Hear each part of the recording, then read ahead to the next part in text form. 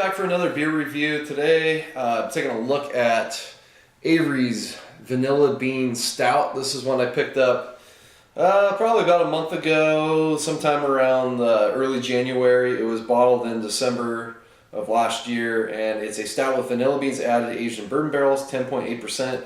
Actually comes in a bomber, unlike a lot of the barrel-aged Avery beers, which come in 12-ounce bottles.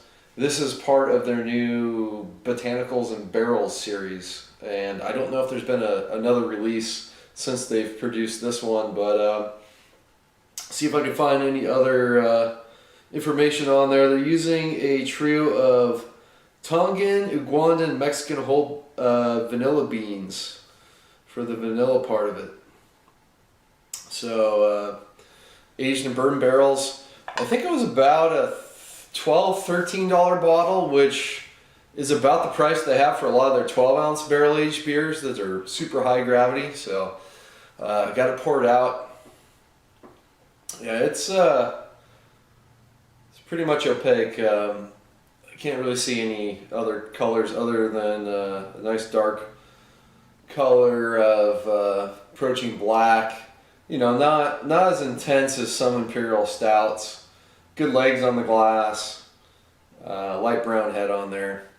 You know, pretty decent head for a 10.8% beer when you swirl it up. I mean, it has some decent carbonation to it, but decent head retention for such a big beer. Picking up some vanilla right away.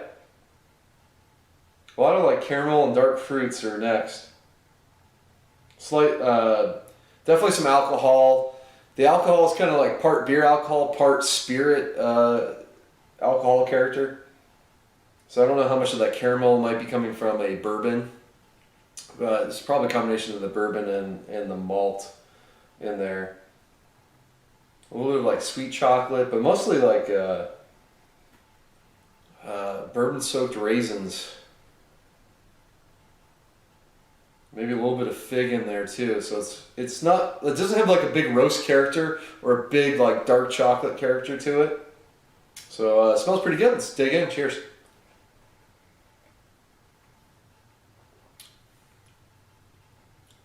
Follows the nose pretty well. Yeah, like I said, it's not a very roasty dark chocolate beer. I get a semi-sweet chocolate note to it, and the vanilla kind of adds a lot of sweetness to it, but yeah, a lot of dark fruits. It's got that brown sugar molasses thing going into almost like a burnt sugar toffee type of note. Probably a combination of malt and whatever spirit was in the barrel coming through. The vanilla, it's there. It's not I wouldn't call it a vanilla bomb, but it's definitely there. It's present. They went for a more balanced approach to a vanilla stout that's this big. If you remember the Goose Island Bourbon County vanilla, that was just extremely vanilla forward.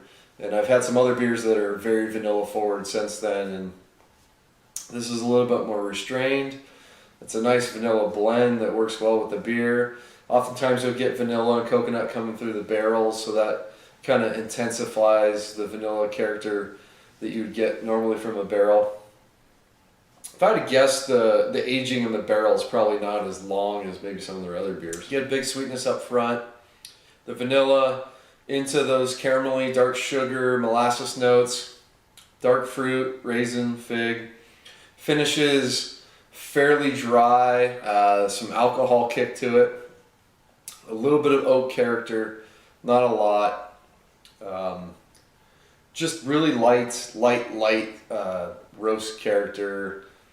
Touch of like a bittersweet chocolate, maybe leaning towards sweet chocolate notes to it. So definitely different from a lot of other examples of the style, but it's nice to have a beer that's not overly sweet that has this vanilla character in it. It's a bit more balanced than I kind of expected from it, which some of their bigger beers aren't quite as balanced, and some other like a vanilla bean Dark Lord, you know, those are really sweet beers. Same with the Goose Island one. So this has a little bit more of a dry finish to it. 10.8% bomber. That's going to be fun getting through this one. That's for sure. But yeah, I'm looking forward to seeing what else they have in this series. It was so awesome to get out to their new brewing facility out in Boulder at the last GABF. It's an amazing facility. Highly recommend going there. Their tap list is amazing. The food looked great. I want to eat there next time. We didn't eat when I went. But Avery still doing a bunch of great beers, interesting beers. Their sour beers have been phenomenal lately. So yeah, check this one out. It's pretty reasonable price for such a beer these days in bomber format. So it's going to wrap this one up. Until next time, please comment and subscribe. Cheers.